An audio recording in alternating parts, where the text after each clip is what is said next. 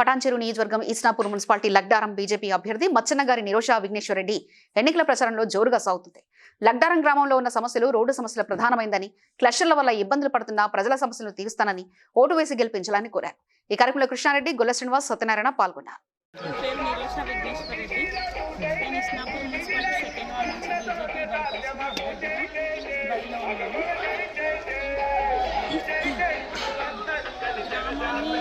గ్రామంలో ఉన్న సమస్యలన్నింటినీ మేము గెలిచాక అన్ని సాల్వ్ చేస్తాం కంపల్సరీ.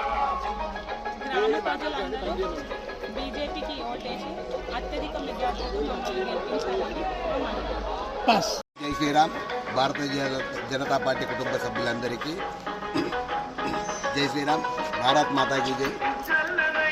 ఏమిటంటే మొట్టమొదటి ప్రధాన సమస్య ఇదే, మెయిన్ రోడ్డుదే ఉన్నది. నేను ఇదివరకు మాట్లాడినాను నేను ఈ నైపాడి బస్సుల మెయిన్ రోడ్ గురించి. ఇంకా కొంచెం ఏమైనా స్ట్రీట్ లైట్ల వాళ్ళకి లోపలికి మెయిన్ రోడ్ మీదే ఉన్నాయి, రోడ్డు లేదు కానీ మెయిన్ రోడ్ మీద తెలిసిన దాని మీద స్ట్రీట్ లైట్లు ఉన్నాయి కానీ లోపలికి ఎక్కడ స్ట్రీట్ లైట్లు లేవు.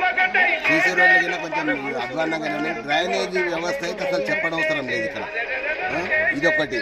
అక్కడ వడ్లవాడ వాడకట్టకపోతే మాత్రం అసలు స్ట్రీట్ లైట్లు లేవు, డ్రైనేజ్ అంటే అసలే లేనే లేదు. అక్కడ డ్రైనేజ్ అనేదే లేదు.